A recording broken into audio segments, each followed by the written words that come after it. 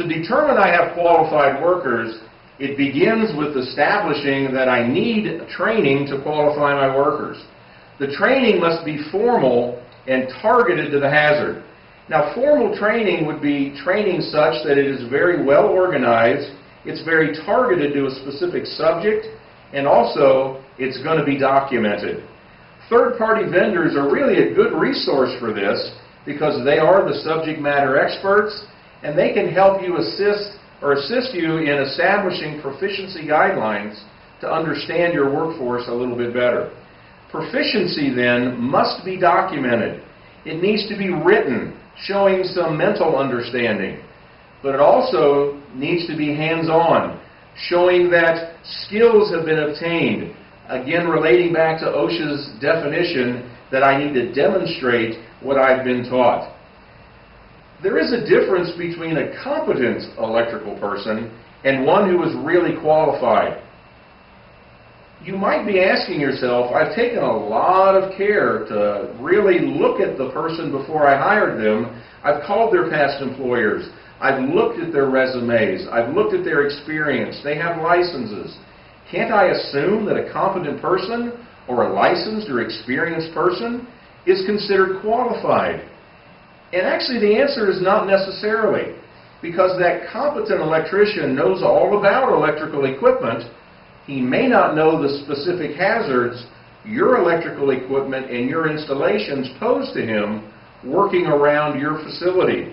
So qualification has to be equipment or installation unique and specific. OSHA and 70E are very clear on this issue. Workers should never be subjected to any task or assignment to which they are not familiar or prepared. So qualified workers need to know a certain amount of information. They need to have a certain skill set. They need to know what a live part actually looks like. And when we say live part, that's the slang or the field term, where we're talking about something that's energized. They need to know what energized parts are and what do they actually look like. They also need to know the level of that particular hazard. What is the voltage level, what's called nominal voltage, that's going to be present on those live parts. They then need to know what are the approach boundaries that I need to establish around those live parts to where when I am inside those boundaries, I need to have a certain work practice, ethic, and technique, certain protection that's going to keep me physically protected. And I also need to establish an area of safety for all of those workers in my facility that are unqualified. Because in the good electrical installation, the metal cabinets, the doors, the covers on this electrical equipment was the safety for anyone in the area. As soon as an electrician takes that cover off, opens up those doors, now that protection must be on that person, must be in their understanding, but it also needs to be a boundary that I've established around that equipment to keep people that don't understand this hazard from getting injured. They also need to know how to properly select the protective equipment and to apply your safe work policies around this particular electrical hazard.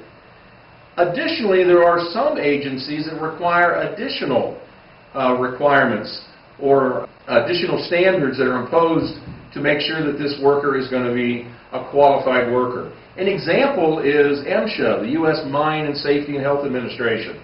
They also require these electrical workers possess a certain amount of competency. They've passed certain electrical exams or tests, and they have ongoing recertifications in that competency level. Competency does play a part in determining if my workers are qualified. Being electrically qualified, we're going to place these workers in two different categories. We're going to call some electrically qualified persons and others electrically qualified workers. An electrically qualified person is qualified for a specific task. It may be a single task or a group of tasks, and he knows by his qualification and his training he doesn't go on to do other tasks he's not been trained to do. It could be as simple as turning on and off equipment, maybe resetting of overloads, where he's not going to be exposed to the live electrical hazards. But additional training would be required for that person if I expose him to those additional hazards. In short, that worker is trained to work near the electrical hazards, but not specifically on the hazards themselves. An example could be turning on and off lighting circuits by using a circuit breaker in a panel, a task and an installation that's commonly done in a lot of your industrial installations. Minimal training is really needed to know how that breaker needs to operate, how it should sound, how it should feel when it turns on properly, when it turns off properly, but that worker needs to know the limits of what I've asked him to do. That worker is not trained to reset that breaker if he approaches that breaker and it's in a tripped condition. I need to determine why that breaker is tripped before even I, as a qualified electrical worker, can turn it back on. He needs to be aware of things like lockout, tagout, what that looks like in my individual facility, what other breakers are in that panel that might be critical that he does not want to turn off either. But an electrical qualified worker, on the other hand, is somebody that possesses a greater skill set on electrical competency. He might be that person who's passed an electrical exam or a lot of electrical installation and troubleshooting experience. He knows the hazards on specific equipment he's working on, but he also knows how to take that to the point to work on the individual components to repair that equipment when it's broken. He's going to use that competency to troubleshoot and repair. He's going to work on circuits energized, perhaps, under an energized electrical work permit if there's no possible way to turn the circuit off. He also is a person that's qualified to qualify others. A qualified person can pass on that information to qualify other persons or workers. But I, as an employer, need to make sure that that qualified worker that's going to do this training knows all about the standards, the regulations, and the hazards that are involved before I would deem that person an employee that I'm going to have train other folks to be qualified. So an example of a qualified worker, he might troubleshoot and repair the reason that that lighting circuit breaker is tripped in that panel. He's going to test and troubleshoot a control cabinet, maybe for a production line, after receiving information, training specific to the hazards that that particular production line cabinet is going to pose to him. He cannot even do this same task on similar control circuits until being trained on any hazard that's unique to that newer system. This is commonly a question that we're asked if I've trained my worker to be able to work on control cabinet A and control cabinet B is very similar, can I not assume he's already qualified to work on control cabinet B?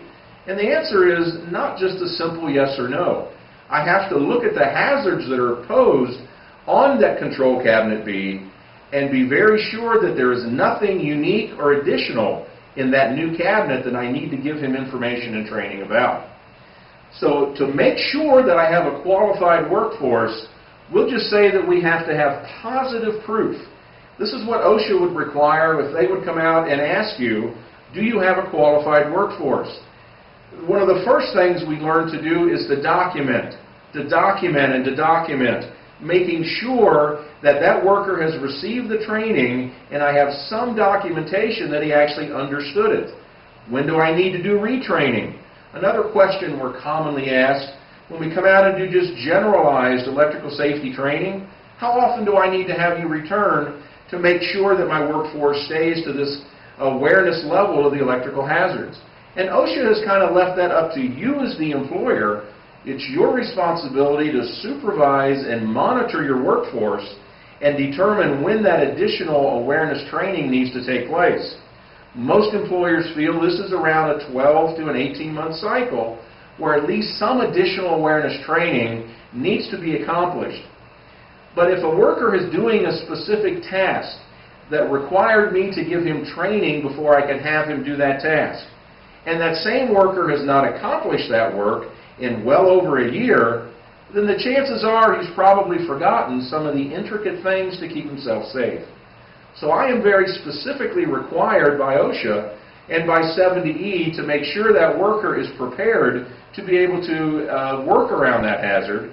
70E gives us a good compliance technique that I may need to consider every 12 months a minimal amount of retraining on that specific task if that worker has not been safely accomplishing that task within the last 12 months.